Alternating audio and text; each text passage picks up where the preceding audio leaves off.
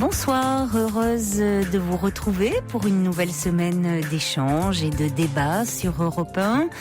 Nous sommes ensemble pour 2 heures de direct, comme chaque soir, 2 heures pendant lesquelles vous allez pouvoir prendre la parole au 39 21 pour parler de tout ce qui fait votre vie, le couple, la famille, les enfants, le travail et bien d'autres sujets encore dont vous pouvez discuter avec moi et avec les auditeurs qui peuvent à tout moment se joindre à nous en appelant le 39 21, en envoyant des messages au 7 21 21 en les commençant par le mot nuit, ou des courriels sur le site europe1.fr. Ce soir, au standard, vous serez accueillis par Assiba et par Justin. Non, c'est par Quentin ce soir. Je m'en mêle un peu les pinceaux. Et c'est Vivian Le Cuivre qui réalise cette émission.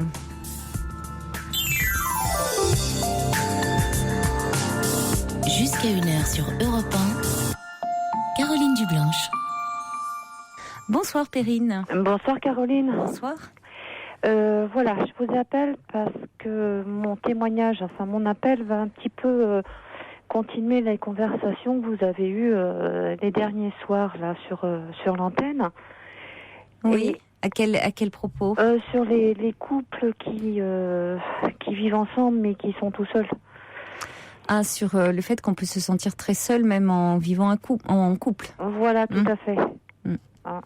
Alors moi je vais vous expliquer, il y a 5 ans j'ai rencontré un homme. Oui. J'ai 53 ans maintenant. Il y a 5 ans j'ai rencontré un homme qui était dans un état épouvantable psychologiquement, physiquement, financièrement. Et je l'ai aidé parce que moi j'avais envie de l'aider et puis parce que j'avais des sentiments pour lui. Et puis on a vécu ensemble. Mais il a un métier qui on est séparés puisqu'il il navigue. Donc oui. Sur 2 ans et demi, on n'a pas été très très souvent ensemble et en plus il avait un problème d'alcool. Donc je l'ai aidé pour tout ça. Et puis un jour, il est parti.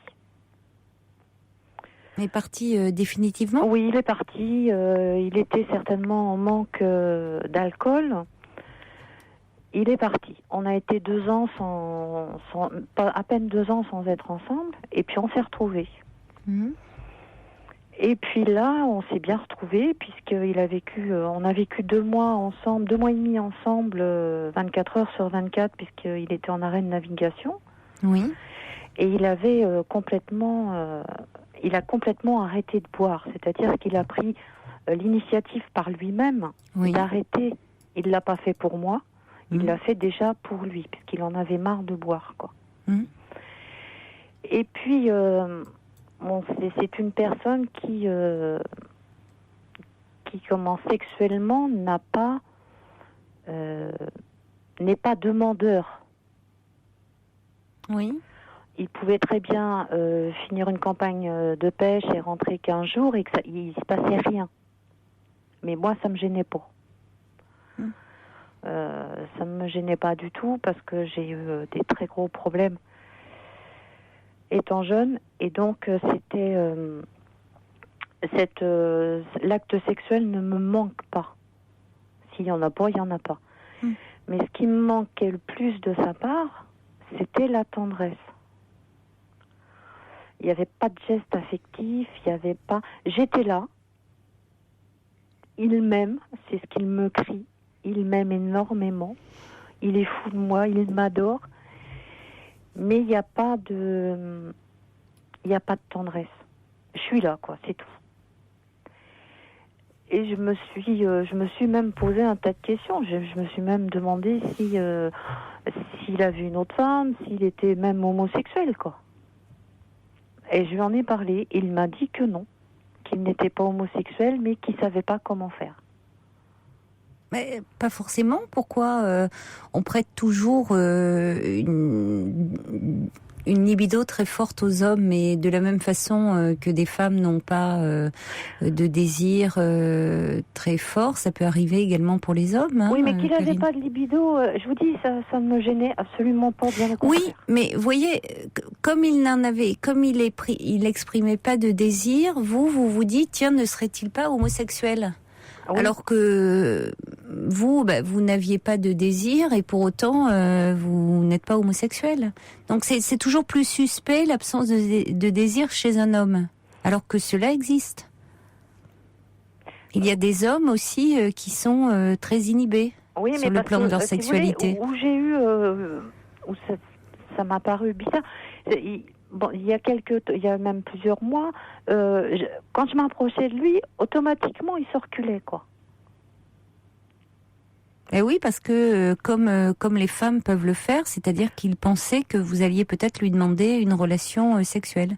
Non, parce qu'il savait l'énorme problème que j'ai eu dans ma jeunesse, et donc il était au courant. Je lui ai rien caché sur ça. Oui, vous demandiez de la tendresse. De la tendresse. Moi, je demande pas. Oui, mais c'est vous qui lui en donnez, semble-t-il. Ouais. Oui. Et justement, ce qui s'est passé, c'est qu'un jour, je lui ai dit, écoute, à partir de maintenant, tu n'auras plus à te reculer parce que je n'avancerai plus. Alors, qu'est-ce qui se passe entre vous ? Ce qui se passe, c'est que là, il est reparti en mer. Et avant de partir, il est parti. Il m'a laissé. Mais il m'a appelé il y a 15 jours, aide-moi, je t'en supplie, je peux pas vivre sans toi, je t'aime à la folie, t'es ma vie. Alors moi, je le comprends plus. Je comprends plus là. Je sais plus quoi faire parce que et là, ce qui m'inquiète, si vous voulez, ce qui m'inquiète, c'est qu'il est capable de faire une énorme bêtise. J'ai peur de ça. Que sur le bateau, il fasse une bêtise. Parce que là, il devait m'appeler hier, il m'a pas appelé aujourd'hui. Moi, je peux pas appeler parce qu'ils sont en haute mer. Là, je sais plus. Est-ce qu'il faut encore que j'aille vers lui ? Je sais plus quoi faire.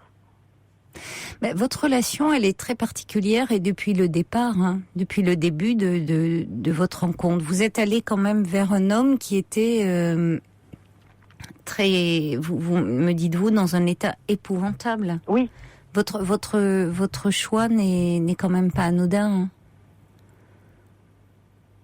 Aussi, d'aller vers un homme comme ça, très très délabré, très très abîmé, très détruit. Parce que j'y suis aussi. Ben oui.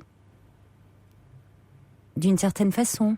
C'est oui, vous qui me le dites, mais vous me parlez d'une histoire très lourde. Je vais vous dire pourquoi. On peut le supposer, on peut, à ce que vous dites, oui. À l'âge de 14 ans. Vous le laissez entendre, oui. On a compris. J'ai été abusée par mon frère. Oui, bah, ça s'entendait dans vos propos. Bon, jusqu'à l'âge de 15-16 ans où j'ai réussi à me défendre, mais j'ai été harcelée par lui jusqu'à l'âge de 40 ans. Oui. Mais d'une certaine façon, vous avez choisi un homme qui, lui, ne vous ennuierait pas sur ce plan-là. Exactement. Exactement. Parce que le manque, c'est pas le manque de rapport sexuel qui me pose problème. Pas du tout. Mais j'ai compris, Perrine. Mais vous avez compris un homme qui, vous avez choisi un homme qui serait assez inoffensif, je mets entre guillemets, sur ce plan-là. Oui. Mais qui par ailleurs ne va pas bien. Non, parce que j'ai appris, il n'y a pas tellement longtemps, que lui avait subi la même chose étant jeune. Parce qu'il vous l'a confié ? Ouais. Oui, parce que moi, ce qui m'est arrivé, j'en parle maintenant, j'en parle ouvertement depuis 2006. Je ne l'avais jamais dit. Je ne l'ai même pas dit à ma maman. Alors que c'est son fils. J'ai dit en 2006 à maman qui c'était. De l'âge de 14 ans jusqu'à 2006, j'ai gardé le secret toute seule. Oui, ça fait, c'est quand même très lourd que vous n'ayez jamais parlé. Et pourquoi vous dites que votre frère vous harcelait ? De quelle façon ? Eh bien, parce que comment il, si vous voulez, il est donc étant jeune, il m'a fait des choses épouvantables. Et quand j'avais 14, 15 ans, 16 ans, j'avais du mal à me défendre. Mais après... Il était plus âgé que vous ? 11 ans de plus. Oui, c'était un homme, lui. Oui. Ouais, moi, quand ça a commencé, j'avais 14 ans, il avait 25 ans. Et après, j'arrivais à me défendre sur ses attaques, sur ses poursuites et tout ça, quoi. Je pouvais me défendre. Je lui mettais des claques, je lui mettais des coups de poing, j'arrivais à me défendre.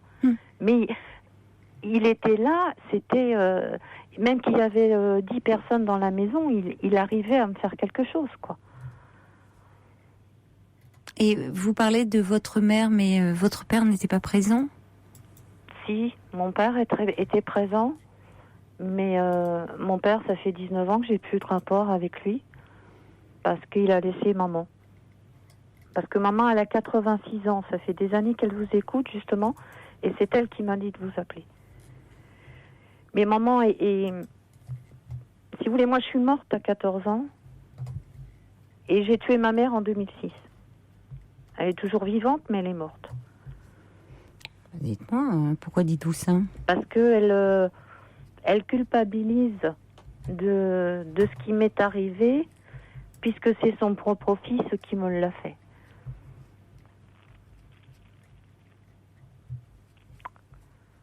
Oui, mais en même temps, écoutez, c'est son propre fils, mais pour autant, elle n'est pas entièrement responsable de ce qui s'est passé. C'est pas elle qu'elle culpabilise parce qu'elle ne s'est pas rendue compte, qu'elle n'a pas pu vous protéger. Voilà. Je comprends, la culpabilité est inévitable dans ces cas-là, et ça doit être difficile pour une mère de se dire que ça s'est passé sous son toit et que c'est effectivement un de ses enfants qui s'en prend à un autre de ses enfants, mais ça veut dire que ce fils-là aussi avait de sérieux troubles de la personnalité, et qu'elle n'est pas aussi entièrement, elle peut pas se rendre responsable de tout. Votre mère. C'est ce que j'essaie, j'arrive pas. Vous pouvez pas porter et le poids de votre déjà la culpabilité qui est la vôtre, parce que malheureusement souvent les victimes se sentent coupables, en plus de dire que vous avez tué votre mère, parce que c'est excessif. D'abord, votre mère est en vie. Oui, mais psychologiquement, et il m'arrive même des fois d'avoir regretté de lui avoir dit, quoi. De l'avoir dit, quoi. Je pense que c'est important que les choses se sachent, quand même. Pour vous, c'est important. Et puis de toute façon, il y a des choses qui de toute façon, dans ces secrets-là, transpirent de toute façon. Donc il vaut mieux mettre des mots dans tout ça. Maintenant, c'est vrai qu'il serait important, vous, que vous en parliez aussi pour vous maintenant sur un plan plus personnel, Perrine. Parce qu'on voit que finalement, vous, dans votre vie de femme, vous cherchez dans votre relation de couple, bien vous avez rencontré un homme qui, il n'y a pas de hasard, lui-même a été abusé. Oui. Et j'ai réussi à lui faire... parce que j'avais des doutes. J'avais des doutes dans les conversations qu'on avait et tout ça. Et comme ce qu'il m'est arrivé, on en parle ouvertement maintenant à la maison avec maman, donc il était là. Et un jour, comme ça, on en discutait. Et puis je lui ai dit, mais Alain, t'as été abusé aussi, quoi. Non. J'ai dit, je te crois pas. Et j'ai dit, t'as tout à fait l'attitude, parce que, comme je lui ai dit, je sais de quoi je parle. J'ai dit, tu as l'attitude de quelqu'un qui a été abusé, persécuté. Et là, il m'a dit oui. Donc ça a commencé, il avait 10 ans. Et après, il a embarqué comme mousse. Et dans le temps, parce qu'il a 54 ans, et dans le temps, les mousses à bord, ils servaient à tout, quoi. Malheureusement. Et donc, mais il est pas méchant, c'est un gars qui est très gentil. Mais pourquoi serait-il méchant? Il n'y a rien d'une méchanceté dans ce que vous exprimez. Il est très gentil. Il y a une difficulté, finalement, il ne peut pas exprimer quelque chose d'un rapprochement, tout ce qui est d'une tendresse. Il y a eu une totale confusion, il y a eu un abus de confiance terrible chez vous comme chez lui, et finalement d'un abus de pouvoir, il y a eu une violence terrible qui a été faite à votre corps et à votre psychisme. Et c'est vrai, comment voulez-vous qu'il y ait de la tendresse qui puisse s'exprimer? Alors chez vous, oui, parce que vous attendez que cet homme vous apporte de la tendresse, une forme de réparation, mais lui, c'est vrai que c'est un homme, et c'est vrai que de cette génération-là aussi, et donner de la tendresse, finalement, je ne sais pas dans quelles conditions se sont passés ces abus sexuels chez lui, mais il y a pu y avoir une totale confusion entre ces rapprochements comme ça. C'était par des étrangers, hein, c'était pas au milieu familial. Oui, mais peu importe. En tout cas, il y a une confusion dans ce corps à corps où ça peut être perçu comme de la tendresse, et où finalement où ça dérive sur de l'abus sexuel. Parce que Donc, toujours est-il, Perrine, que dans votre relation, vous, il y a quelque chose, vous tentez l'un et l'autre de vous réparer, de vous sauver. Comme était le pansement de l'autre. Comme dit Lali, qui le dit, elle utilise une métaphore et qui effectivement s'applique à votre situation. Elle dit, cet homme est un marin, mais vous avez été sa bouée de sauvetage. Mais bon, le problème, c'est de pas couler, hein, parce que il y a quelque chose où vous êtes, quand il vous dit qu'il tient à vous infiniment et que il peut pas vivre sans vous, oui, il s'accroche à vous. Il y a certainement, il est très sincère, mais il y a quelque chose d'une relation assez maternelle dans cette histoire. Par contre, je vois avec parce qu'il a vécu à la maison, puisqu'il était sans appartement vu qu'il repartait. Il a vécu avec donc maman, puisque je vais avec maman. Il a vécu avec maman et moi. Et mais ma mère, pour lui, quand il est parti, je lui dis, mais Alain, est-ce que tu te rends compte le mal que tu me fais? Et sa réponse, ça a été, après, il me fait, qui m'a dit, et puis texto, il m'a dit, oui, je suis dégueulasse, je suis un salaud de faire du mal à mamie. Mais je dis, mais attends, mais moi?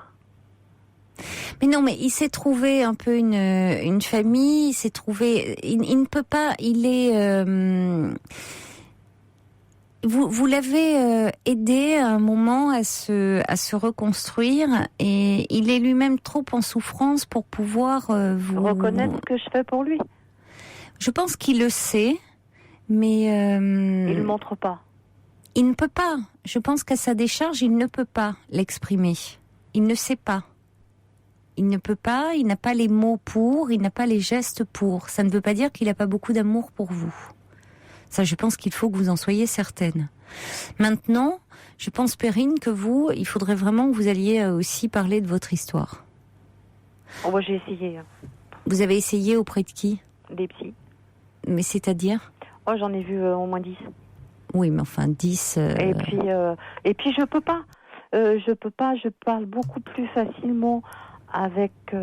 D'ailleurs, c'est mon médecin traitant qui a réussi, parce que je l'avais mis au courant, parce que avec tout ça, je suis atteinte de fibro, je travaille pas, parce que je peux pas, parce que j'ai la fibromyalgie, et je souffre 24 heures sur 24. Oui. Et puis voilà, donc... Oui, mais toute votre vie a été conditionnée autour de ça. Mais écoutez, moi, je vous encouragerais quand même vivement, à ce moment-là, à trouver des groupes de parole et à réessayer de parler, parce que toute votre vie, jusque-là, vous n'avez peut-être pas trouvé la personne à qui parler. Non. Mais vous êtes là dans une relation où vous accrochez. Vous êtes dans quelque chose où vous rejouez, vous réparez, ça ne vous fait pas vraiment avancer. Enfin, en tout cas, il faut que vous arriviez à parler de votre histoire. Vous êtes terrassé, vous, par la culpabilité, vis-à-vis de vous-même, vis-à-vis de votre mère. Alors, à ce moment-là, passez peut-être par des groupes de parole de victimes. Ça serait peut-être une meilleure chose. En contactant le numéro, vous pouvez contacter aussi le numéro de téléphone en vous renseignant auprès de votre mairie. Il y a des groupes de parole pour des groupes de femmes ayant été victimes de viol. Essayez... Oui, je sais, au tribunal, il y a un service qui s'occupe de ça, d'aide aux victimes. D'aide aux victimes, oui. Et qui propose aussi, peut-être que vous arriveriez à mieux parler en vous exprimant avec d'autres victimes. Dans un premier temps, plutôt que de parler en individuel. Je pense qu'une thérapie individuelle aussi serait importante pour vous. Parce que là, effectivement, vous misez tout sur voilà, vous avez reconnu en cet homme une souffrance qui est proche de la vôtre, et finalement, vous vous sentez utile dans cette relation. Donc, vous avez tellement été objet dans la relation avec votre frère, c'est tellement insupportable d'être objet dans une relation que dans cette relation-là, vous redevenez sujet en aidant, vous vous sentez utile, mais à quel prix pour vous aussi ? Ouais. Alors, je dis pas que il faut pas essayer de poursuivre, mais en tout cas, il faut peut-être ou à ce moment-là voir avec votre ami, lui proposer ensemble de faire une thérapie de couple. Parce qu'il me manque, hein. Mais j'ai bien compris. Il me manque. Mais oui, mais l'un et l'autre. Mais vous avez faire. trop, je veux dire, mais bien sûr que vous ne savez plus comment faire. Vous avez trop votre souffrance, elle est trop commune, même si c'est pas la même histoire. Vous avez trop. C'est-à-dire, on a trop de casseroles l'un comme l'autre, quoi. Oui, c'est-à-dire, pour parler, oui, un peu familièrement, oui, et des choses qui résonnent trop fort. Donc, à un moment, vous ne pouvez plus, vous atteignez vos limites. Ensemble. Donc je pense que l'aide d'un tiers serait plus appropriée. Donc je pourrais lui proposer éventuellement d'aller voir quelqu'un tous les deux, quoi. Vous pouvez lui proposer. Lui dire, puisque vous n'arrivez pas, au fond, vous avez besoin, parce que c'est vraiment de cet ordre-là, hein, vous êtes dans une dépendance vis-à-vis l'un de l'autre, mais qu'en même temps...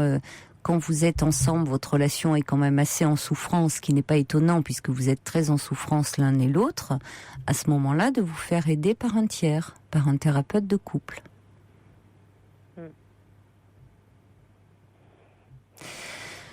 Daniel envoie un petit message en disant pour les hommes, la tendresse c'est la plus difficile des expressions. Jean-Paul qui dit sa façon de se protéger c'est aussi de s'isoler. Guy qui dit bien sûr que après tout ce que vous avez vécu, vous avez besoin de tendresse, mais votre ami est comme vous, alors donnez-lui tout votre amour. Vous le donnez, mais lui a plus de mal à l'exprimer. Il en éprouve, mais il a du mal à l'exprimer. Donc il y a Coco qui dit vous avez trouvé la force de téléphoner ce soir, c'est un grand pas, mais il faut continuer à en parler. Alors peut-être vous allez en parler auprès d'un groupe de victimes. Peut-être que ça sera plus, vous voyez, de pouvoir en parler avec d'autres femmes qui ont été victimes et proposer à votre ami d'en parler à ce moment-là avec un thérapeute de couple. Parce que pour le moment, votre relation est trop en souffrance là. Je crois qu'elle atteint ses limites.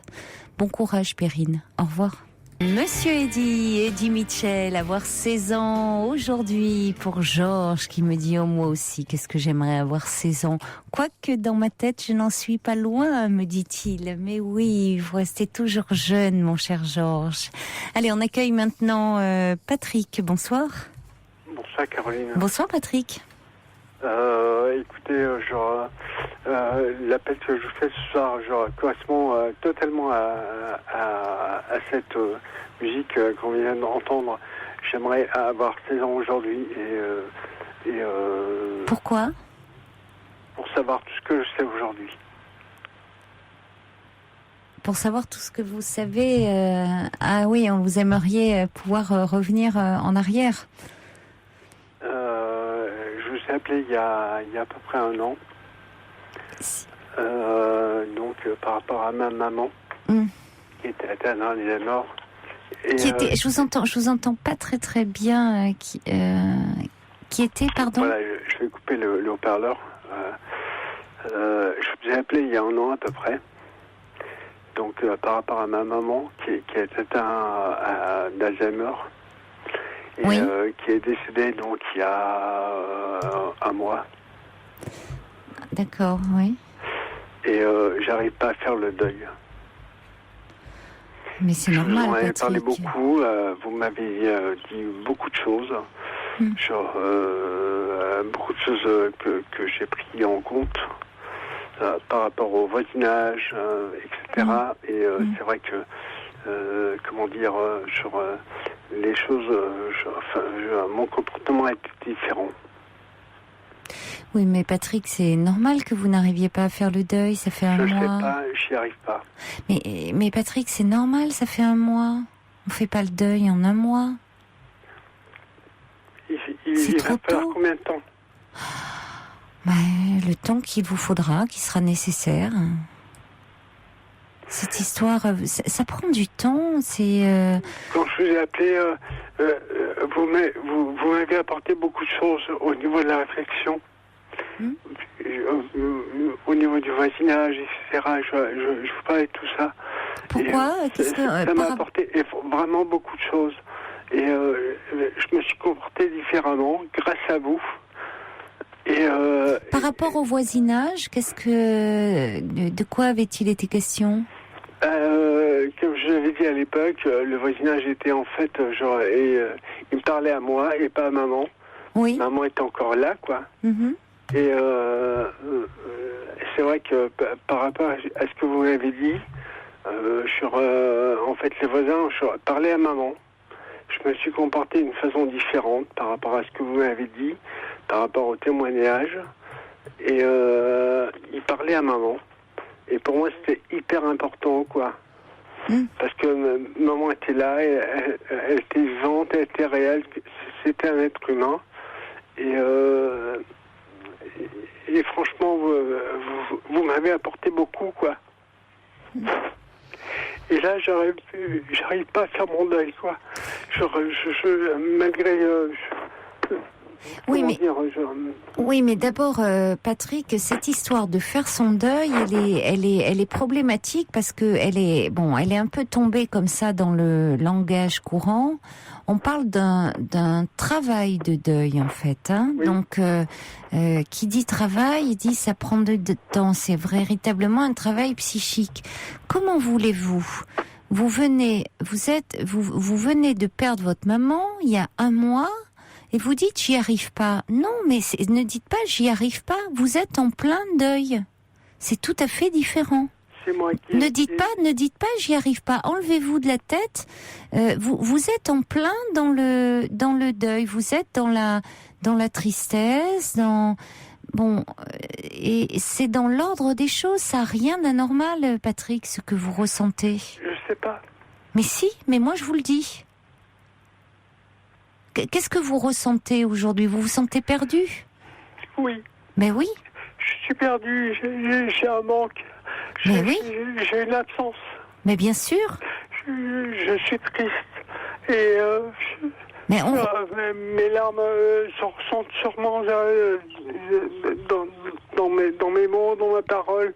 Et malgré le fait que Il y a un an, quand je vous ai appelé, genre, tout ce que vous m'avez dit, genre, je l'ai mis en action, je l'ai mis en... Oui, comment mais... dire, genre... Oui, mais Patrick, il y a un an, votre maman était encore là, donc vous pouviez être dans l'action. C'est rassurant d'être dans l'action. Là, face à la mort, on se sent très impuissant. Et comme vous dites, on est dans le manque, dans l'absence, et ça tétanise. Et on se sent orphelin, quel que soit l'âge. On redevient comme un petit garçon ou comme une petite fille, quel que soit l'âge quand on perd ses parents. Donc, je veux dire, ce que vous vivez, c'est dans l'ordre des choses, Patrick. Je suis encore plus orphelin parce que quand mon père est mort, j'avais 2 ans et demi. 2 ans et demi, oui. Oui, donc vous vous retrouvez, c'était vraiment votre socle, votre maman. Tout à fait. Et oui, d'autant plus. Tout c'était elle sur qui vous pouviez vous appuyer. C'est ça, quand on a grandi avec seulement un parent sur qui se reposer. Sur qui je pouvais m'appuyer, et puis je dirais quelque part aussi par rapport à sa pathologie Alzheimer, elle s'appuyait sur moi, quoi. C'est moi qui lui ai fermé les yeux. Ben, c'est important que vous ayez été là auprès d'elle. Je ne sais pas. Et si, ô combien que vous ayez été jusqu'au bout, comme ça, pouvoir l'accompagner pour elle et pour vous. Bien sûr que c'est difficile actuellement, mais ça vous aidera par la suite. Quelle suite ? Par la suite, pour vous aider après de dire que vous avez pu l'accompagner et être là vraiment jusqu'au bout de sa vie. Je me souviens de vous, vous avez vous étiez très très présent pour elle. Oui, mais je me fais plein de reproches en fait. Pourquoi ? Bien sûr, je me fais plein de reproches. Il y a des moments qui étaient très durs, très difficiles, où j'étais entre guillemets en colère. En colère contre quoi ? Et je me rappelle complètement tout ce qu'on a partagé au téléphone la dernière fois, des gens qui disaient moi j'ai abandonné, etc. Je ne suis pas. Et ce que je vous avais dit à l'époque, je ne suis pas. Mais c'est vrai que j'ai eu des moments de colère, d'abandon, où je me disais mais c'est pas possible, quoi. Je peux pas, je supporte pas, etc. Et aujourd'hui, en fait, par rapport à ces moments-là, j'ai des reproches. Je me fais des reproches. Vous savez, on se reproche toujours des choses, Patrick. Après la disparition d'un être cher, qu'on aurait dû se comporter plus comme ceci ou être plus comme cela. On a toujours l'impression de ne jamais en avoir fait assez. J'en ai pas fait assez. Mais parce qu'on a toujours ce sentiment-là, alors que vous avez été très présent. Je sais pas. Ben, je peux vous le dire, vous avez été très très présent.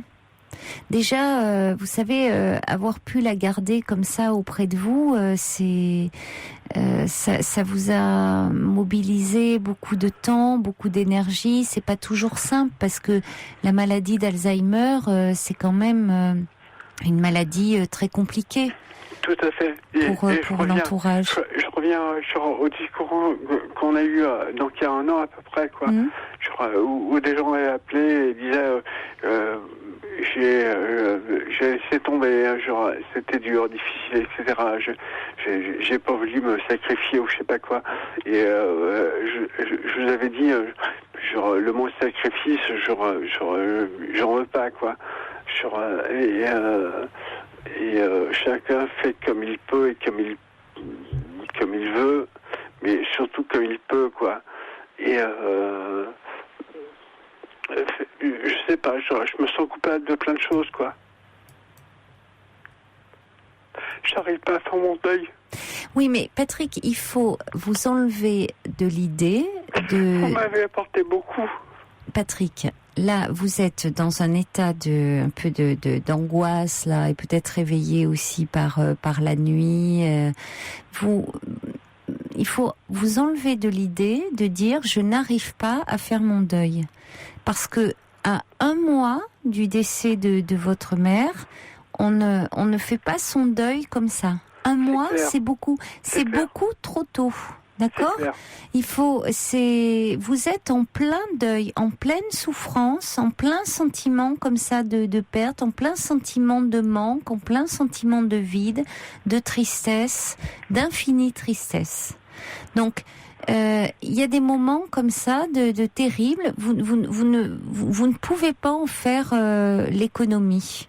Vraiment, c'est quelque chose qui est très vif, qui est très douloureux. Malheureusement, vous êtes obligé d'en passer par là. Et c'est comme ça que petit à petit, ça va passer. Il n'y a que le temps qui va vous aider. Et de pouvoir comme ça l'exprimer et de pouvoir en parler. C'est ce que je dis à Jacqueline. Rappelez-vous, je vous disais, j'avais une amie du Nord, donc qui s'appelle Jacqueline, qui habite à Lens. Et je l'appelle et elle m'appelle. On reste toujours en contact. Et elle me dit la même chose, quoi. Oui, le temps, vous savez, aide beaucoup dans ces situations. Et c'est important que vous puissiez en parler. Vous avez des personnes comme ça. Vous êtes un peu entouré en ce moment ? Non. Non, ça c'est embêtant. À part Jacqueline, donc cette amie du Nord, donc qui s'appelle Jacqueline, qui habite dans la France à Lens. Par contre, c'est vrai que par rapport au dialogue qu'on avait eu il y a 1 an, je dirais que les rapports avec le voisinage a changé, quoi. C'est-à-dire que, comme vous m'aviez dit à l'époque, peut-être que les gens n'arrivent pas, ne trouvent pas le comment, le pourquoi de parler directement à votre maman, etc. Donc maman était encore vivante, etc. Et c'est vrai que j'ai tenu compte de ce qu'on avait partagé au niveau du dialogue. Et c'est moi qui entame le dialogue. Et il parlait directement après avec maman. Et il y avait un plus, quoi. Et est-ce que, justement, avec certains voisins, vous avez pu nouer un peu des relations plus amicales, non ? Non. Et dans votre travail ? Non plus. Non plus. Et vous n'avez pas d'amis plus proches, hormis Jacqueline ? Non. Comment ça se fait que vous soyez si isolé ? Je pense que par rapport à... J'en reviens à ce que je disais dans la première émission que j'ai eue avec vous, enfin dans le premier dialogue que j'ai eu avec vous il y a 1 an, sur la maladie, ça fait peur, quoi. Mais c'est-à-dire que vous vous êtes aussi beaucoup occupé de votre mère. Donc finalement, vous vous êtes aussi beaucoup... ça a contribué à vous isoler. Totalement, complètement, pleinement. Ouais. Ça fait combien de temps, combien d'années que vous vous occupiez d'elle ? 2 ans. 2 ans. Vous avez 38 ans ? Oui. Ouais. Alors, je vais vous lire des messages qui arrivent avant qu'on accueille Patricia. Il y a beaucoup de messages qui arrivent, qui disent... Il y a Lali qui dit « Toutes mes pensées vous accompagnent ». Et puis... alors, attendez, parce que il faut que je regarde un petit peu parce que ça touche beaucoup de personnes, là, votre témoignage. Il y a le subversif qui dit « La douleur est vive, elle touche à l'insupportable. Vous devez l'éprouver, ne lui résistez pas. C'est ainsi qu'elle passera. Armez-vous de patience. » Il y a Isis qui dit « Un deuil, c'est très long. » Patrick, il n'y a pas de durée précise, chaque personne fait son travail de deuil à son rythme, prenez votre temps. Il y a Brigitte qui dit, vous savez, personne n'aime souffrir de manière aiguë, mais comment éviter cela après le décès d'une personne très chère? Le temps aidera à vous apaiser. Quelqu'un qui dit, ce que vous vivez est tout à fait normal et même sain, vous vous sentez perdu, mais vous allez voir que semaine après semaine, la douleur va s'atténuer. Alors il y a quelqu'un qui dit une citation, mais j'ai pas la fin. Je vous rappelle que c'est limité à 160 caractères. Qui dit le deuil, c'est comme un coup de pied donné dans un tas de feuilles mortes, un peu un tourbillon, le temps qu'elle se repose au sol. Et j'ai pas la suite. Coco qui dit je dois aussi dire aux gens de parler à ma maman en sa présence. Je comprends que c'était important pour ce monsieur. Donc Coco qui apparemment a une maman aussi malade et que c'était important qu'on parle aussi, qu'on s'adresse à la personne malade. Dany qui dit je compatis à votre douleur, vous passerez par plusieurs phases et votre mère vous l'avez et vous l'aurez toujours dans votre cœur. L'ami Tintin dit j'ai perdu ma mère il y a 5 ans, aujourd'hui encore il y a des jours où elle me manque, mais je me dis aussi qu'aujourd'hui elle ne souffre plus. Et puis on va accueillir maintenant Patricia. Bonsoir Patricia. Bonsoir Caroline et bonsoir Patrick. Bonsoir. Voilà, moi je voulais apporter mon témoignage simplement que je travaille à mi-temps dans une EHPAD de nuit, dans une unité Alzheimer. Et pour vous dire que ce que traverse Patrick par rapport au deuil est tout à fait normal. Alors il faut savoir Patrick que le deuil, enfin en règle générale, se compose en 3 parties. Vous avez la partie qui est dite du choc, donc celle que vous vivez actuellement. Il y a la partie de la dépression, donc celle qui va venir après, et la partie là où vous allez arriver, mais qui est effectivement demande pas mal de temps, c'est la partie de la reconstruction. Et toutes les étapes, si vous voulez, en règle générale, se mélangent un petit peu. C'est-à-dire qu'il va y avoir le manque qui est là, et vous allez arriver à petit à petit à vous reconstruire. Et le fait de s'occuper de malades d'Alzheimer, c'est vrai que malheureusement, les aidants, ce que l'on appelle les aidants, s'isolent. Et je pense que c'est ce qui vous est arrivé. Et c'est pour ça que vous vous sentez aussi si seul avec plein de questionnements. Mais ce que j'aimerais vous dire, c'est que je pense que vous avez fait beaucoup pour votre maman. Et il faut surtout pas culpabiliser.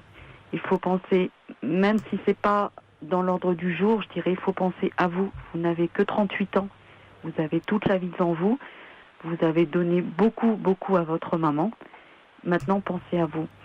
Et je pense que vous pourriez aussi faire appel à ce qu'on appelle des groupes de parole qui sont dans, je ne sais pas dans quelle région vous vous situez, mais vous pouvez, dans les grandes villes, il y a des... Oui, c'est une excellente idée, ça, voilà, parce des groupes de parole. Il est très isolé, Patrick, oui. Voilà, oui. Avec des accueils notamment avec des accueils de jour, type accueil Alzheimer. Je suis en Rhône, donc je suis à 25 km de Lyon.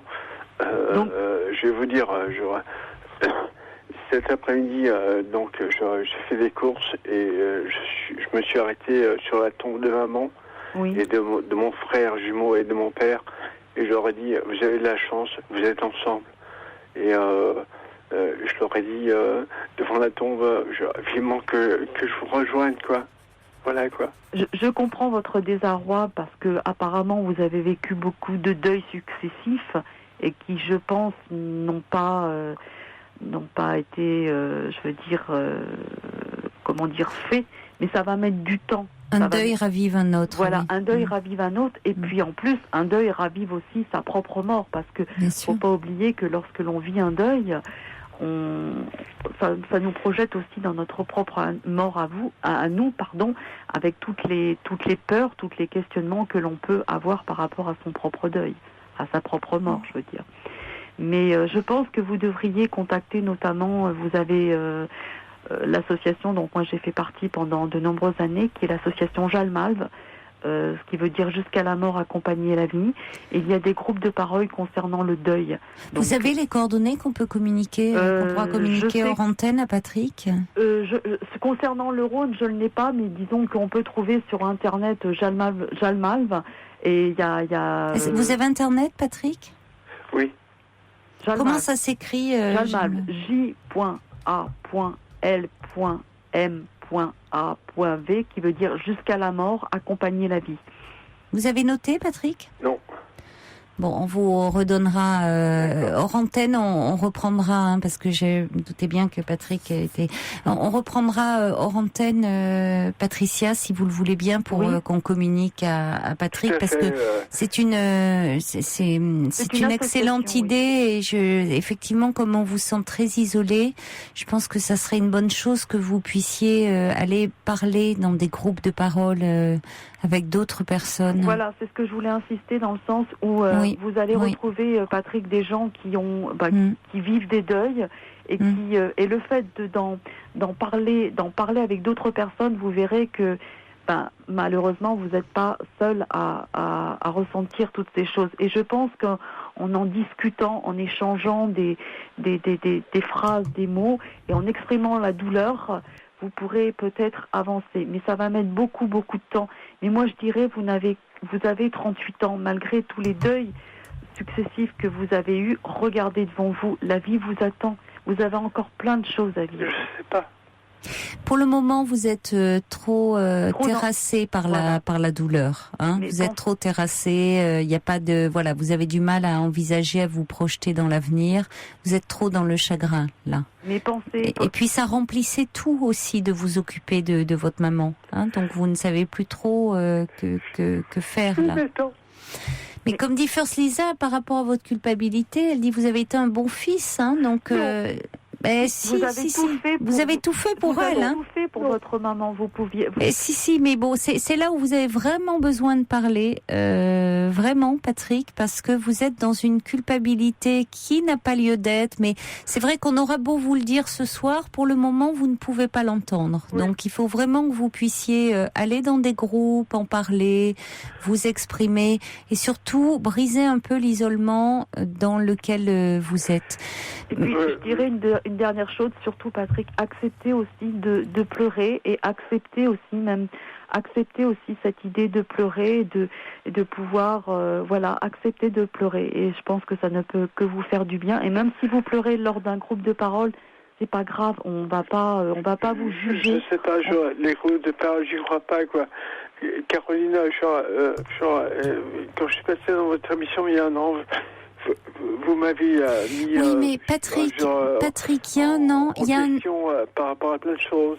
Patrick, je me suis remis en question par rapport à ce que vous m'avez dit. Oui, mais la situation était un peu différente, et j'entends bien qu'il y a un an, ça vous avait apporté beaucoup de choses, et que du coup, vous m'appelez ce soir en espérant beaucoup de ce passage, et en espérant que ça va vous apaiser. La situation est très différente parce que votre maman est malheureusement décédée.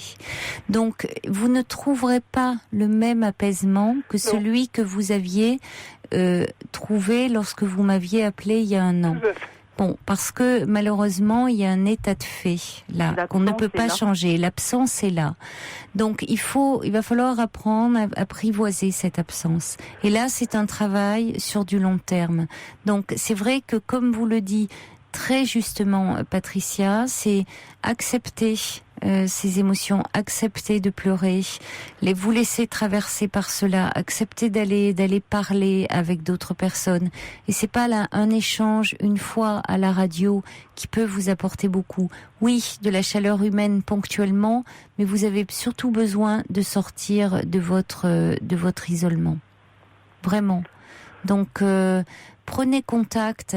Et allez parler, parce que vous allez rencontrer des personnes qui, comme vous, se vivent comme ça des situations difficiles, et vous allez déjà vous sentir un peu moins seul, un peu moins perdu. Et je crois que ça, c'est important. Alors, ne raccrochez pas, Patrick, parce qu'on va vous donner les coordonnées de l'association. Et je vous remercie beaucoup, Patricia, de votre intervention. Je voulais surtout souhaiter bon courage à Patrick, et lui dire que même si pour l'instant il ne voit pas le bout du tunnel, il le verra, mais ça va demander beaucoup de temps. Et surtout qu'il sorte de cette culpabilité, de cet isolement. Et pour ça, il faut qu'il en parle. Voilà, il faut qu'il en parle, tout simplement. Merci à vous. Bon courage, on pense à vous, Patrick. Au revoir.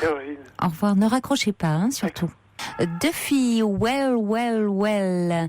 Nathalie nous envoie un petit SMS au 7 21 21. Dit si Patrick veut tout simplement parler, je suis là. S'il veut un peu sortir de son isolement, si je peux l'encourager, Nathalie, vous pouvez appeler le 39 21 ou nous envoyer un petit texto avec votre numéro de téléphone parce que nous ne l'avons pas. Jackie, lui, nous envoie un petit courriel en disant je connais cette épreuve. Il y a 2 ans, j'ai vécu la même chose lorsque j'ai accompagné ma mère, puis le décès. J'ai mis 1 an à me reconstruire. Je suis allée en parler à un thérapeute car les gens que nous côtoyons ont du mal à écouter une personne en deuil et ne trouvent pas les paroles pour aider à avancer.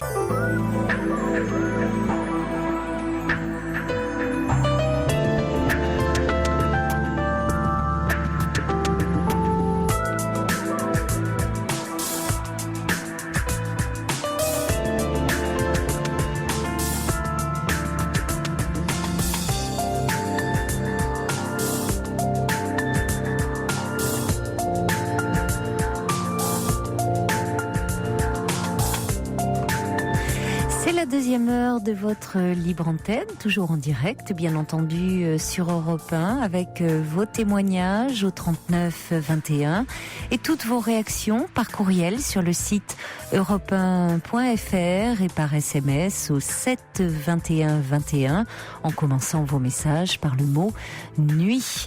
Un message de Aude qui dit « Ne désespérez pas, Patrick, au bout d'un certain temps, cette absence se transformera en une autre forme de présence. Luttez contre la culpabilité, essayez de vivre avec sa présence et les plus beaux souvenirs que vous avez d'elle.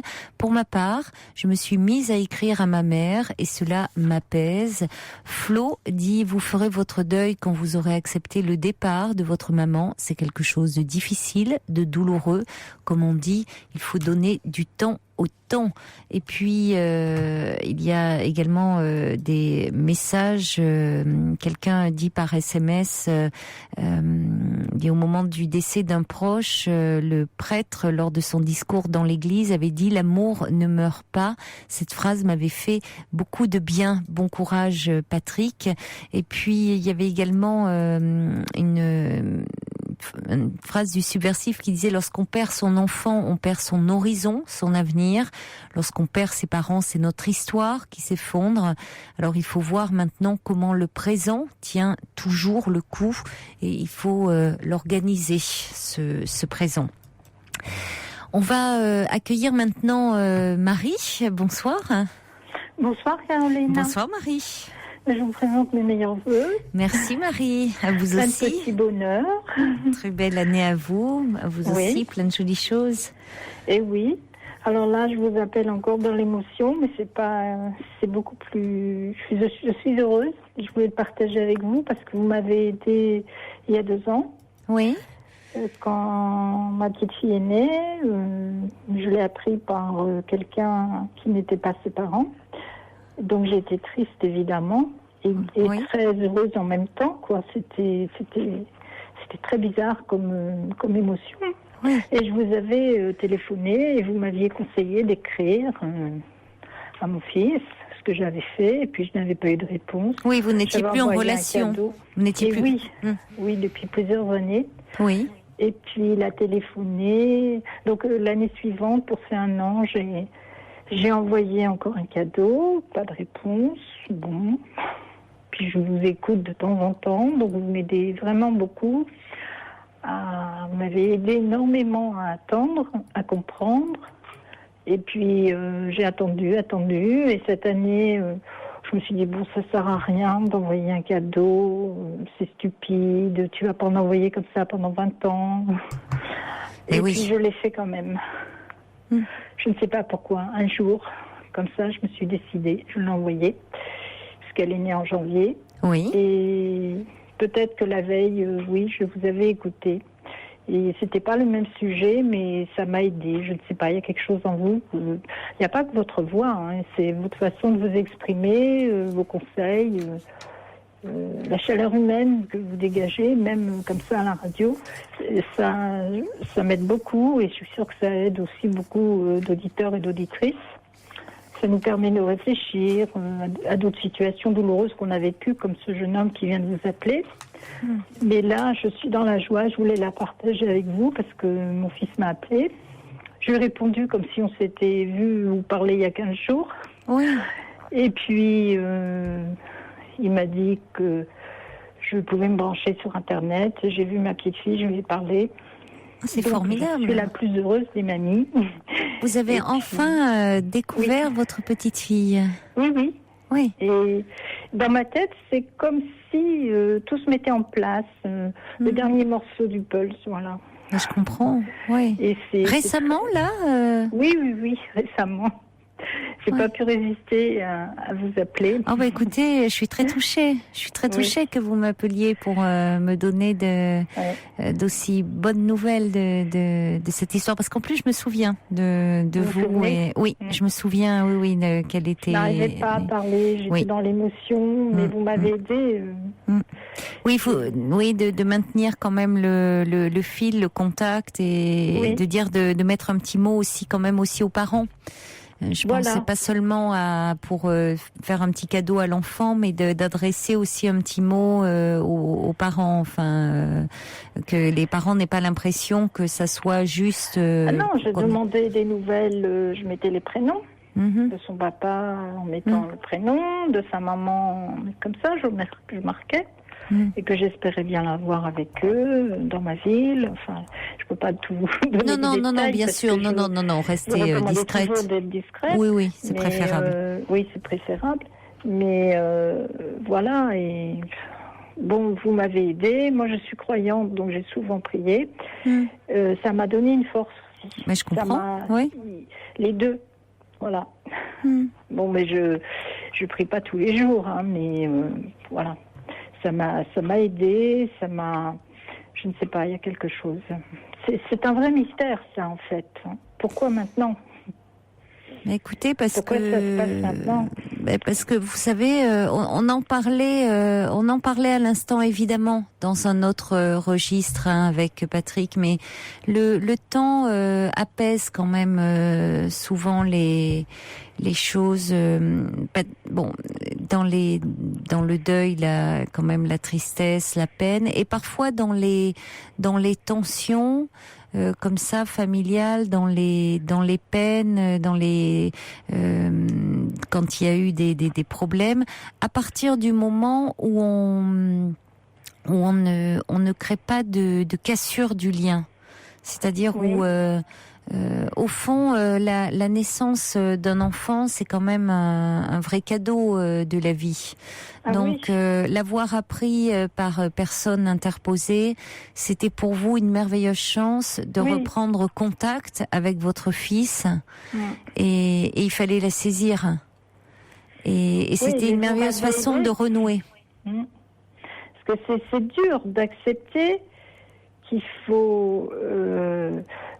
écrire à quelqu'un qui ne veut plus vous parler sans qu'on sache pourquoi, véritablement. Oui. C'est ça qui est très dur. Mais j'ai souvent entendu d'autres histoires comme ça, des pères qui appelaient aussi, et parce que leurs enfants partaient ou ne leur parlaient plus et sans vraiment savoir pourquoi, sans qu'il y ait de dispute. C'est vrai, mais parfois les enfants et même des enfants adultes ont besoin de savoir jusqu'où on peut les aimer finalement, jusqu'où et il y a besoin on reste. Chacun reste campé, bloqué sur ses positions, en étant malheureux. Ah oui. C'est ça. Il y a souvent, c'est ce qu'on oublie, c'est qu'au fond, on entend moi j'ai souvent les parents qui m'appellent, les mères souvent qui m'appellent en me disant je ne vois plus mes enfants et je suis malheureuse. Mais je pense que pour certains enfants c'est pas plus simple à vivre. Mais voilà, c'est ça que vous m'avez aidé à comprendre. Oui, je pense que c'est pas plus simple à vivre parce qu'une absence de mère est compliquée, qu'il y a des raisons derrière, même si après c'est la sanction entre guillemets, avec je mets beaucoup de guillemets, est disproportionnée et que c'est pas simple et que il faut parfois faire un pas l'un vers l'autre Et là, l'occasion vous a été donnée avec la naissance de votre petite fille. Donc, il y a eu cette et finalement, plutôt que de rester comme ça figé, bloqué, parfois par incompréhension ou par orgueil, ou enfin il y a des tas de raisons, ou par parce qu'on ne par lassitude, par peur d'être rejeté. Voilà. Oui. J'ai envoyé une carte à son anniversaire, elle ne répondait pas. Donc, à un moment donné, je me suis dit, mais je suis stupide, ça sert à rien. Tu es entêtée, ça sert à rien. Je voyais le mauvais côté de la chose. Et puis, en fait, non. En vous écoutant souvent, donc quand c'est trop triste, des fois, je coupe parce que je peux plus. Quand on est soi-même dans une souffrance. Un peu triste, oui. Oui, il y a des soirs où je peux pas. Mais là, j'ai pensé à vous. J'ai appelé ma sœur, une amie, et puis je me suis dit, Caroline, ça, alors là, sûr. Mais d'ailleurs, Osiris dit ce témoignage-là de Marie apporte beaucoup d'espoir pour maintes personnes. Et puis, il y a le subversif qui dit « Demain possède un intarissable gisement d'espoir ». Et parfois, il suffit juste de creuser un peu. C'est ça, en fait. Hein, mais oui. Et oui. Voilà. Et oui. Et souvent on dit la roue tourne. Alors c'est une phrase banale. Oui. Mais franchement. Oui, c'est vrai, c'est vrai. Pour peu qu'on fasse un petit pas vers l'autre. Alors vous l'aviez fait, mais le fait aussi que votre fils soit devenu parent, à son tour soit devenu père, ça peut l'avoir amené à réfléchir sur lui-même, sur ce que c'est qu'être parent, donc ça modifie, ça nous modifie d'être parent. Puis peut-être les questions aussi de l'enfant, parce que moi son grand-père et habite dans une autre ville, puisqu'on avait divorcé aussi. Donc, ça lui fait beaucoup de papier, beaucoup de mamie maintenant, quand les couples divorcent ou remarient.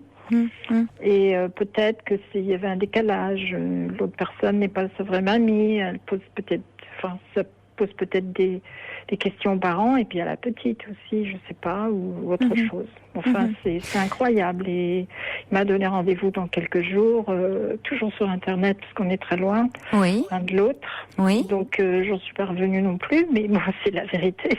Oui. Donc, c'est comme ça. Donc, vous allez le rencontrer? Ah non, pas encore. Enfin, quand il vous a donné rendez-vous sur Internet. Ah, sur Internet, d'accord. Vous allez échanger. Quand on habite loin, on peut se voir par une caméra. D'accord, sur une webcam. Voilà. D'accord. Donc, c'est presque. D'accord. C'est presque pareil quand on attend depuis si longtemps. Ben oui, il doit y avoir beaucoup d'émotions cette rencontre. Sûr, oui. Oui.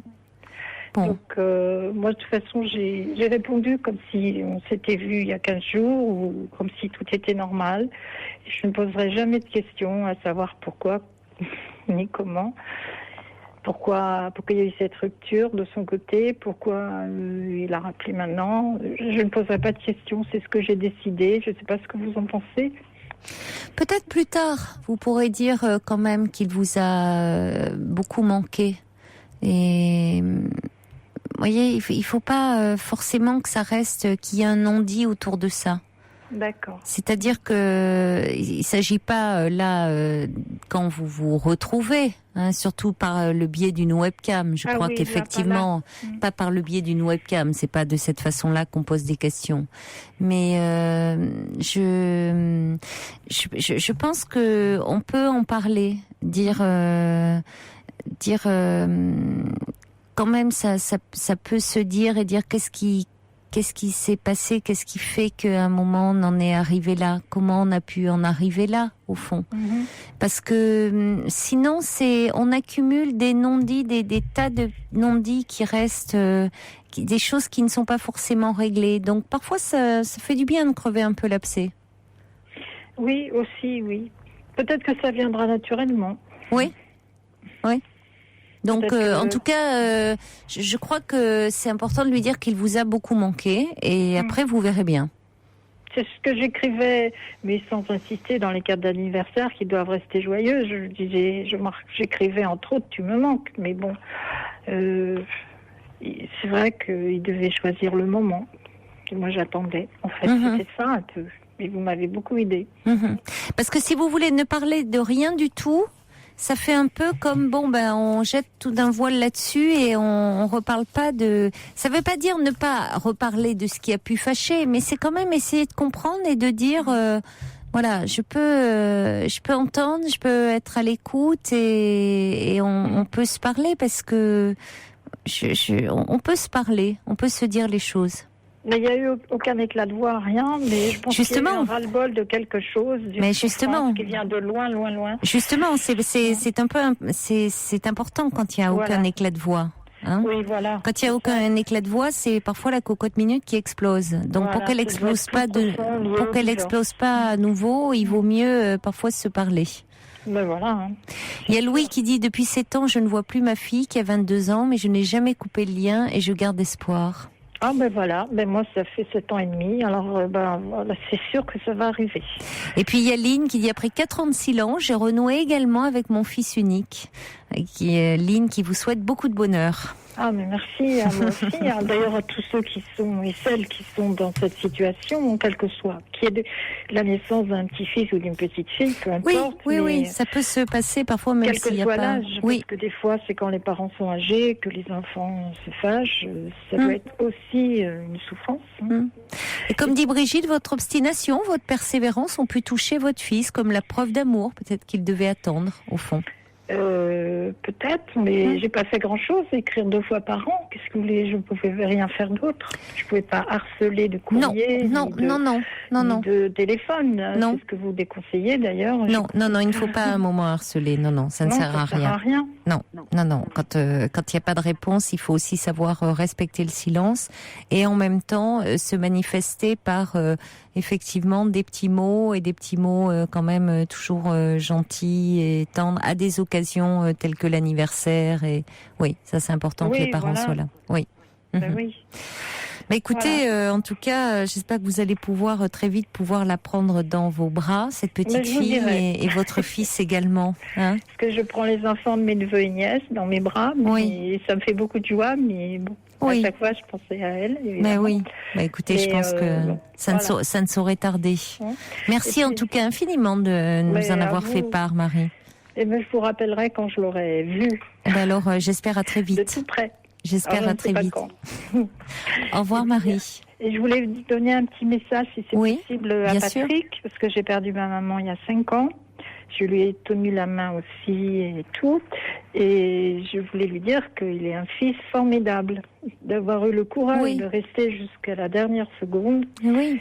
Et que c'est vrai que les premiers jours, on est encore dans une tristesse, mais c'est encore plus dur après. Mais au fil des mois, et surtout là c'est l'hiver, mais au fil des mois, avec le printemps, je pense que l'espoir va renaître en lui, je pense. Il va y arriver. Et puis en parler et se faire plaisir, ne serait-ce que d'aller voir un film, quelque chose, je sais pas... quelque chose de gai dans sa vie, aller dans un musée, voir des tableaux, faire quelque chose pour lui aussi, ça va l'aider. Parce que s'il reste uniquement chez lui à pleurer, moi c'est ce que j'ai fait au début et ça n'aide pas beaucoup. Non, c'est vrai. Mais c'est vrai qu'avec, comme vous dites, là c'est une période de l'année qui est particulièrement triste en plus au niveau climat, sombre, les jours sont gris, il y a tout qui entre en ligne de compte. Oui. Et puis Patrick est très isolé aussi, ce qui est embêtant. Donc, mais voilà. C'est vrai qu'il faudrait qu'il puisse un petit peu... et puis de toute façon, il y a une étape qui doit en passer par là. Et c'est pour ça qu'il puisse quand même... Ça serait important qu'il puisse trouver des groupes, un peu être appuyé, trouver un soutien, pouvoir partager, parler avec d'autres. Oui, parce qu'il parlait de son papa. Et moi, j'avais perdu mon papa quand j'avais 23 ans, parce qu'il est mort d'un cancer. Donc ça a réactivé. Oui, et d'un frère jumeau, aussi, ce qu'il a évoqué. Donc ça, il y a aussi ça. Ça réactive les anciennes douleurs. Un frère jumeau. Ça remonte à la tête sans qu'on cherche. D'ailleurs, ça vient tout seul. Je lui souhaite beaucoup de courage à Patrick. Et puis, je vous embrasse et je vous remercie vraiment beaucoup du fond du cœur. Merci Marie. Moi aussi. Au revoir. Au revoir. Yannick Noah, hello. Bonsoir Sarah.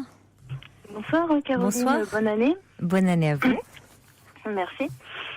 Non, moi je vous appelle pour un problème que j'ai depuis ce soir.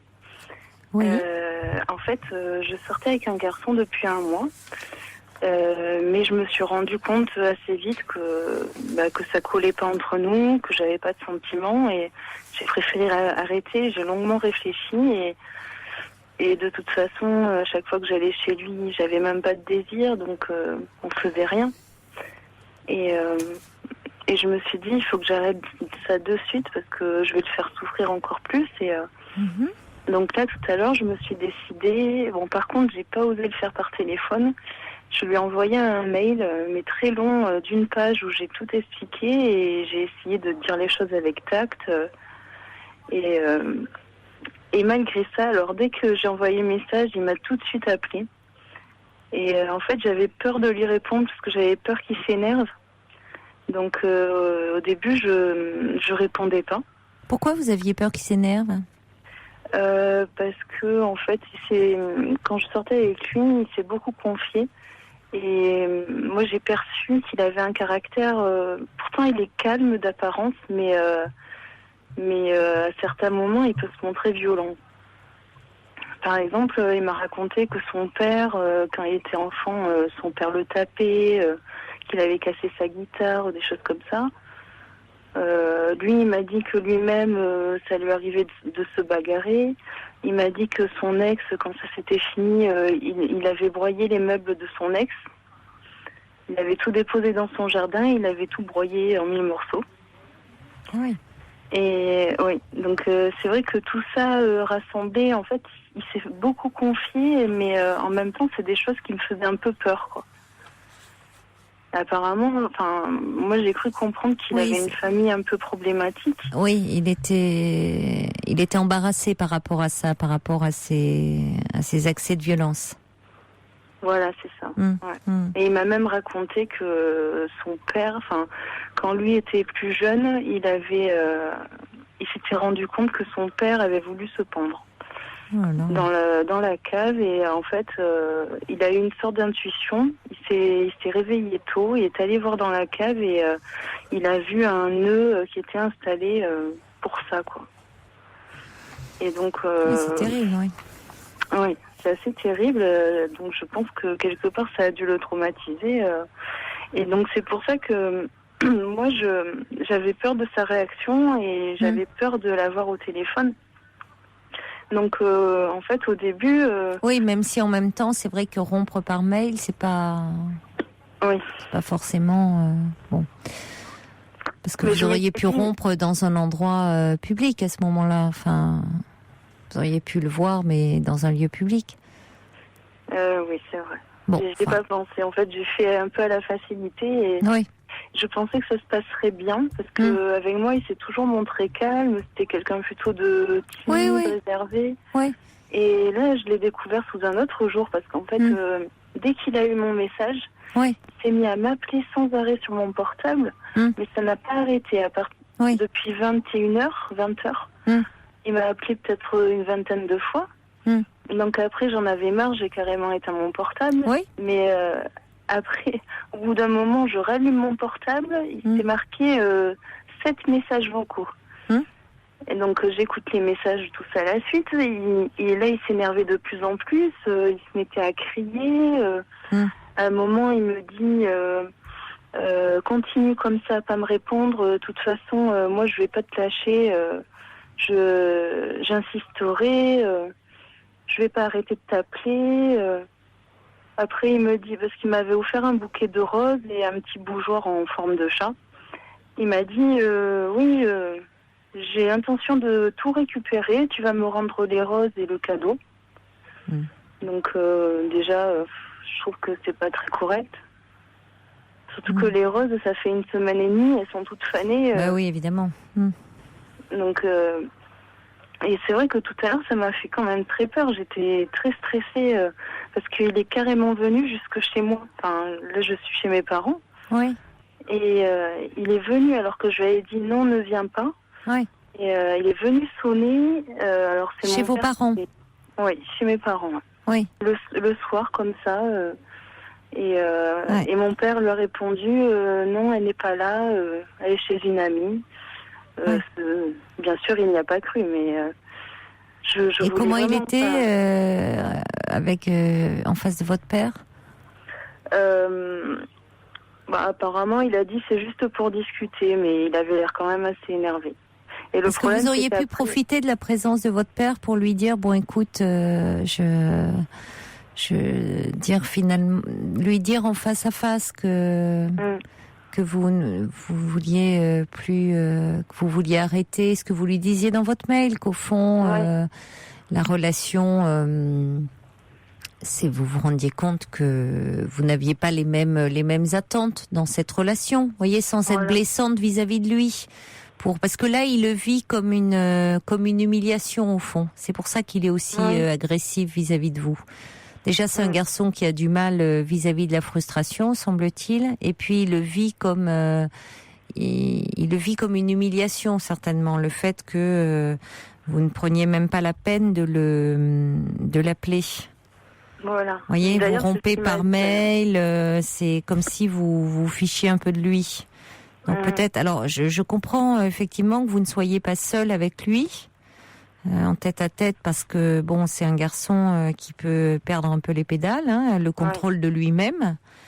Mais peut-être que justement là, quand il est venu chez vous, chez vos parents, je veux dire, vous auriez pu dire bon, je voulais te dire oui, j'ai réfléchi à notre relation et ce que je t'ai dit dans mon mail. On n'a pas les mêmes attentes, donc ça sert à rien maintenant de s'énerver. Je préférais te le dire. Alors oui, j'aurais pu te le dire en face à face, mais c'est vrai que, étant donné ce que tu m'avais dit et que par moments tu peux t'énerver et tout, c'est vrai que je craignais ta réaction, et la réaction que tu as me conforte finalement dans mes craintes. Voilà, c'est ça. C'est ça, au fond, que vous pouvez lui dire. C'est bien ça que je craignais ce qui se passe, et c'est bien ça.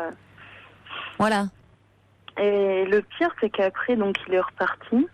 Et mon père a regardé, parce qu'on habite sur une place, et il m'a dit qu'il voyait une voiture bleue. Donc, je suppose qu'il est resté un peu devant pour voir. Et ça me faisait... J'avais très, très peur, en fait. Et ensuite, heureusement, il est reparti chez lui. Mais c'est pareil, ça a continué, les appels, les textos. Alors, il m'a envoyé un texto, il m'a marqué « Je te retrouverai, t'inquiète ». Alors ça m'a fait peur aussi. Mais le problème, c'est que, comme dit Cathy, les ruptures à distance, ça peut mettre très en colère. Donc quelqu'un qui a un tempérament comme ça, très impulsif, qui peut se sentir, vous voyez, il peut se sentir humilié, comme si vraiment vous ne teniez pas compte de lui. Donc alors moi je comprends Sarah, c'est-à-dire qu'au fond, comme il vous a parlé de ses accès de colère, ça vous a fait peur, donc vous avez préféré rompre par mail, mais finalement ça décuple son agressivité, le sentiment que vous le méprisez. Oui. Donc c'est le fait de ne pas du tout avoir d'échange avec lui peut vraiment, comme le dit Brigitte, là par SMS, exacerber cette violence. Vous voyez, parce que c'est pas comme si vous harcelez une fois que vous lui aviez dit. Il y a deux choses, parce qu'il y a quelqu'un qui me dit il a harcèle. Non, le harcèlement c'est quand on a dit à quelqu'un que l'on veut rompre, et puis que cette personne n'entend pas et continue à harceler.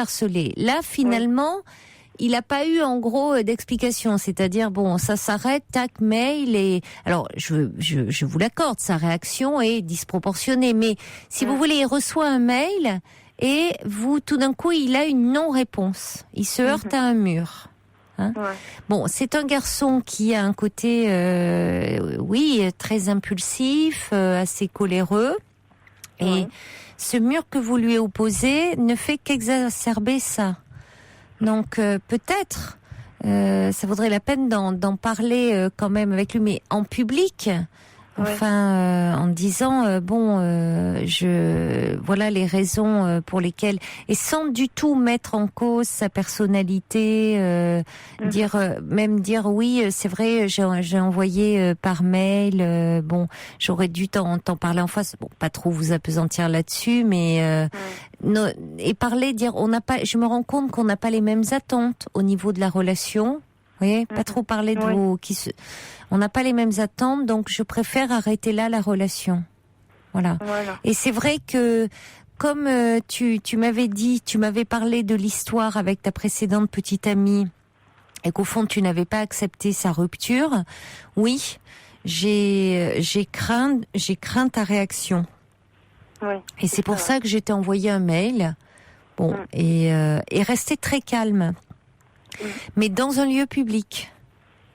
Mais pourtant, moi je pensais qu'il comprendrait parce que j'ai envoyé un mail qui fait une page entière. Ouais, mais c'est pas pareil. J'ai tout expliqué. C'est pas pareil. Et quand il m'a rappelé, sur le message vocal, il m'a dit oui, j'aimerais au moins avoir des explications pour comprendre, mais je vois pas ce que je pourrais rajouter de plus. Non, mais c'est bien sûr que vous lui avez dit, mais le mail, c'est comme si vous voulez, lui, il n'a pas forcément venir, la rupture, et là, il reçoit un mail où vous lui expliquez tout, mais dans les faits, vous voulez plus lui parler. Oui. Oui, en fait, c'est ça qui... Il se sent méprisé. Oui, je comprends. Et certainement, il a quelque chose, ça le renvoie à quelque chose de l'ordre de l'abandon. Oui, sûrement. Et par contre, vers la fin de la soirée, j'ai enfin répondu à son appel. Parce que je me suis dit quand même, je vais essayer de lui parler, mais moi je voulais parler calmement. Sauf que lui, il m'a pas laissé parler. Enfin, je pouvais pas en placer une, mais il était très très énervé. Et à un moment, je lui ai juste dit, j'ai plus de je n'ai pas de sentiments pour toi, je suis pas amoureuse. Ouais. Et là, en fait, il s'est énervé encore plus. Il me dit oui, mais pourquoi hier tu m'as marqué gros bisous et là tu me largues. Ouais, mais c'est pas ce qu'il fallait lui dire. Bon, là, effectivement, tout d'un coup, mais c'est violent de lui dire j'ai plus de sentiments pour toi, je suis pas amoureuse. Effectivement, c'est violent. Même si c'est la réalité, bah oui, parce que tout d'un coup, vous lui envoyez un mail, et puis tout d'un coup, c'est bon, en gros, je t'aime pas, quoi. Même si c'est la réalité, il faut quand même il faut veiller à ne pas blesser l'autre. Or là, déjà, il était dans une colère noire. Et puis il entend, j'ai pas de sentiments. Bon, écoutez, maintenant c'est fait. Vu ce qui s'est passé, moi j'espère que ce qu'on peut penser, c'est que il va s'apaiser et que il ne va pas donner suite. Oui, parce que ça me fait un peu peur, parce que là en ce moment il travaille plus. Et moi, non, mais au-delà de ça, bon, parce que maintenant, vu ce qui s'est passé, je vois pas, vous voyez, parce que alors, s'il y a eu cette discussion ce soir où vous lui avez dit que vous n'aviez plus de sentiments pour lui, maintenant aller le voir, avoir un échange avec lui, je vois pas trop. Hein. Non, je vous aurais dit, moi, vous m'auriez dit avant, encore il était possible de rattraper le coup, toujours en restant dans le cadre d'une rupture, évidemment. Mais là, maintenant, il vaut mieux plus répondre. Vous répondez pas. Mais ça veut dire que vous le prenez plus en ligne. Voilà. Vous lui avez dit, écoutez, vous assumez maintenant, vous assumez votre rupture. Mais ça veut dire que vous ne décrochez plus et vous ne prenez plus ses appels. D'accord. Mais comme il est venu chez mes parents, vous pensez pas qu'il peut revenir ou me suivre à mon travail? Parce que c'est ça qui me fait peur. Il sait où moi je fais un stage en école maternelle et il sait où est l'école, donc... si, bien sûr, oui. Ah oui. Bien sûr que oui. Mais oui, mais parce que les ruptures de cette façon-là, avec quelqu'un qui a ce comportement là, je vous dis, il aurait été préférable de lui parler, hein, c'est évident. Et là, en plus, c'est vrai que vous l'avez pas ménagé en lui disant les choses comme ça, quoi. Il faut y aller un peu sur du velours. Oui. Donc bon, il peut se calmer et il a pu avoir un coup de sang parce que c'est pas non plus, d'après ce que vous me dites, c'est un garçon qui a vécu des choses difficiles dans son histoire et qui peut avoir comme ça des pulsions, qui est impulsif et il en parle de ses accès de violence, des accès de colère. C'est pas et au fond il en est plus malheureux qu'autre chose. Bon, mais ça le fait plus souffrir qu'autre chose. Bon, il a été piétiné dans le jardin de son ex-petite amie, mais il a pas un casier judiciaire, ce garçon. Donc il y a des moments il s'emporte comme ça. Alors là, oui, il vient d'être largué de toute façon pas très agréable. Bon, ça peut très bien lui passer. Il est venu sur le moment, il voulait une explication en fait qu'il a pas eu.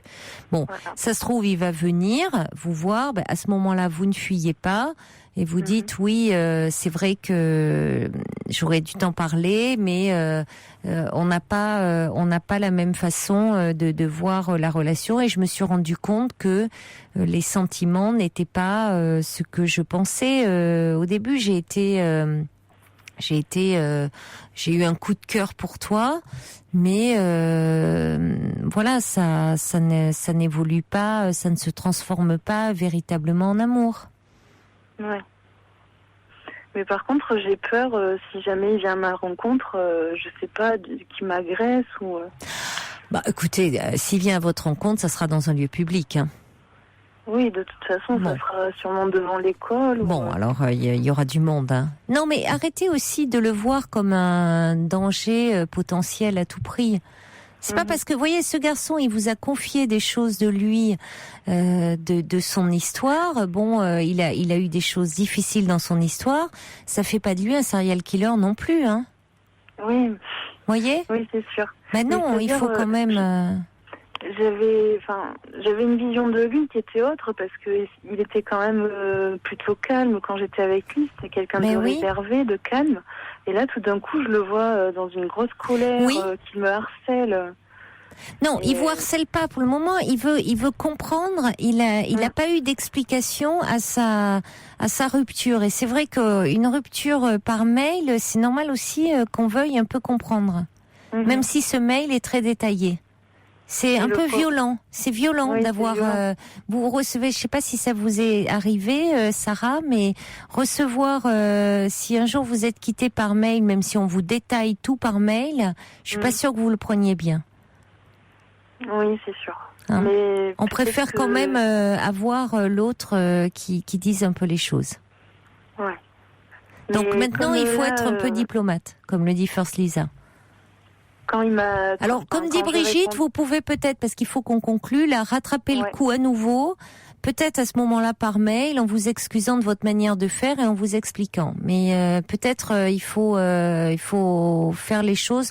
Bon, moi, j'avoue que je sais pas trop, parce que soit il donne pas... Vous allez voir, demain, soit il s'est calmé, il donne pas signe de vie, et à ce moment-là, vous laissez. Oui. Hein, si c'est calmé, vous aussi vous faites silence de votre côté parce que il faut à ce moment-là le laisser tranquille. S'il n'y a pas de message sur votre portable, rien, vous laissez parce qu'il peut avoir réagi à chaud et puis ça peut retomber.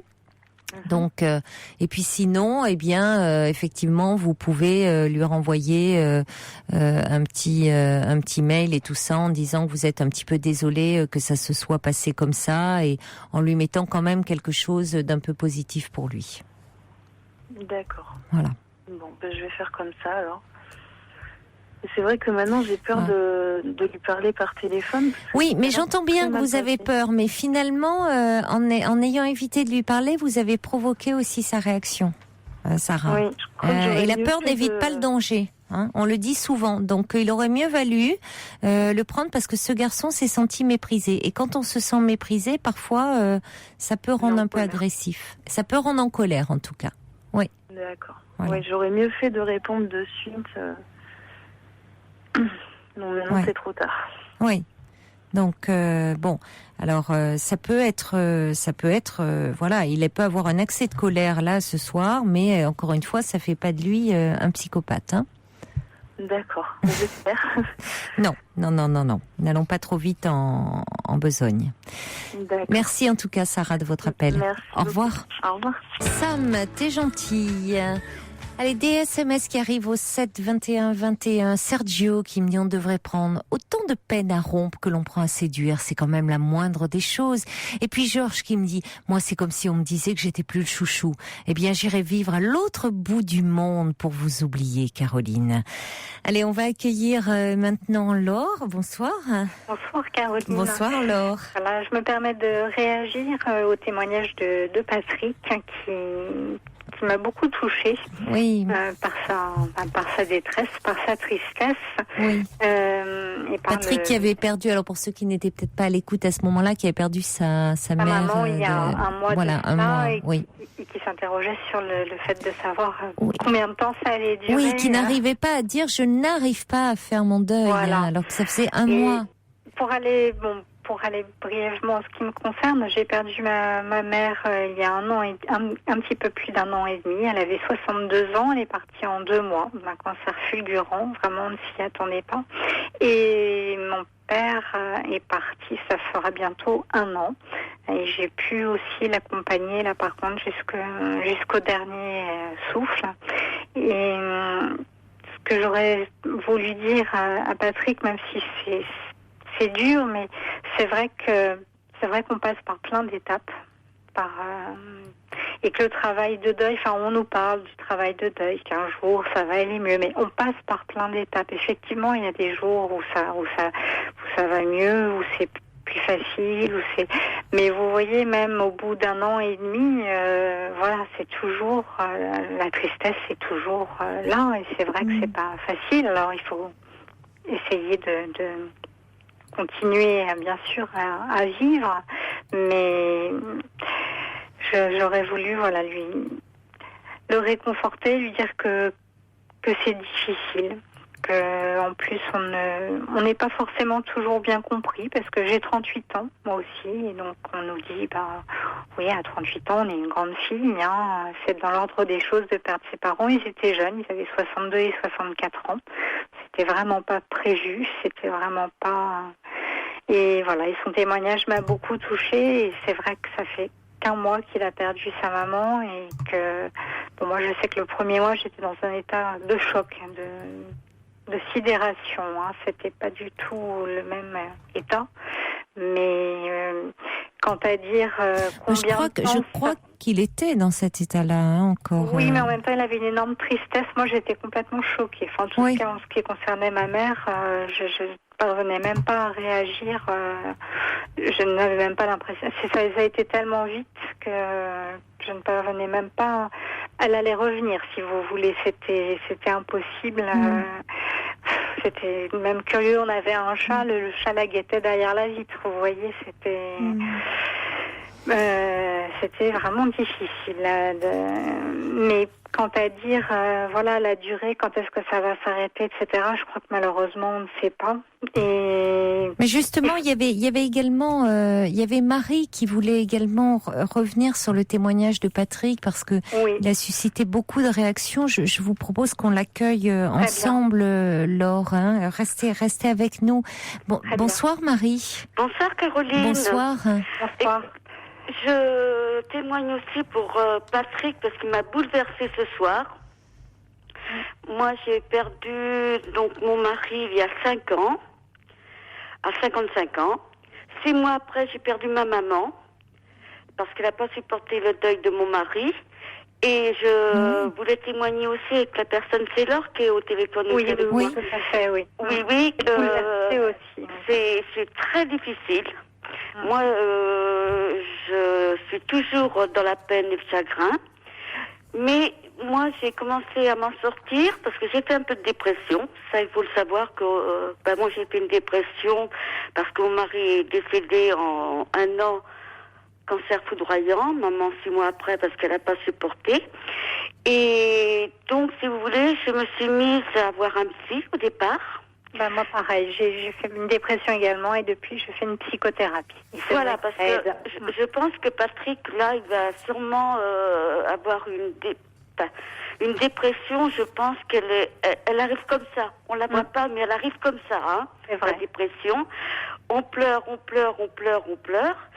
Et donc, moi, après, je suis allée voir un psy qui m'a conseillé de lire un bouquin, mais je ne l'ai plus, je l'ai prêté à quelqu'un aussi qui est en deuil. Et après, je me suis raccrochée à des clubs de pétanque. Vous voyez, le temps avec le temps, comme les personnes qui ont témoigné l'ont dit. Et donc, on ne sait plus quoi dire pour Patrick, pour l'aider à sortir de ce pacte. Mais à moi, Ce soir, il avait du mal à entendre, Patrick. Hein. Il était trop dans sa peine immense. Oui. Oui, et puis en plus, Patrick, ce qui m'a fait un peu repenser à ce que j'ai vécu, c'est-à-dire qu'on se sent en culpabilité. Je sais pas si Laure... Il était écrasé par la culpabilité, oui. Culpabilité, parce qu'on a l'impression, on a tout donné, mais il y a toujours un petit quelque chose qui revient en arrière en disant si j'avais su, j'aurais fait. Exactement. Et donc, et on a tout fait, mais Patrick, c'est trop frais pour qu'il puisse réaliser, et d'autre part, malheureusement, il n'est pas assez entouré. Et moi, l'entourage, ça m'a beaucoup aidé. Je ne sais pas si Laure est très entourée. Alors non, moi je suis pas du tout entourée non plus, et c'est vrai que ça ne facilite pas les choses, mais en même temps, c'est vrai aussi que c'était un petit peu un choix, parce que j'avais l'impression que personne ne pouvait entendre ma douleur incommensurable, et donc c'est vrai qu'on se replie un petit peu. Là, je commence simplement à sortir de cet isolement. Moi, ma dépression, quand même, en étant suivie par mon médecin traitant, le psy, en lisant des bouquins, faut compter 2 ans et demi à 3 ans avant qu'on puisse reprendre le chemin de la vie. Parce que pour nous, la vie continue quand même. Oui, bien sûr, mais ça s'entend dans votre voix, hein, en tout cas, Marie. Pardon, Caroline. Ça s'entend dans votre voix, Marie, que la vie est là. Parce que moi, je sais que ça s'entend. En tout cas, j'espère que les témoignages, c'est vrai que Patrick ce soir était terrassé par la douleur, mais j'espère que ces témoignages lui auront fait un peu bien, l'auront aidé à vous, en vous entendant. Merci beaucoup, Laure et Marie, d'avoir témoigné, vous, de votre vécu, d'avoir été là avec nous. Je vous embrasse. Je vous souhaite une très belle nuit. Faites de jolis rêves, malgré tout. Il est maintenant 1h. Vous écoutez Europe 1, c'est l'heure des informations.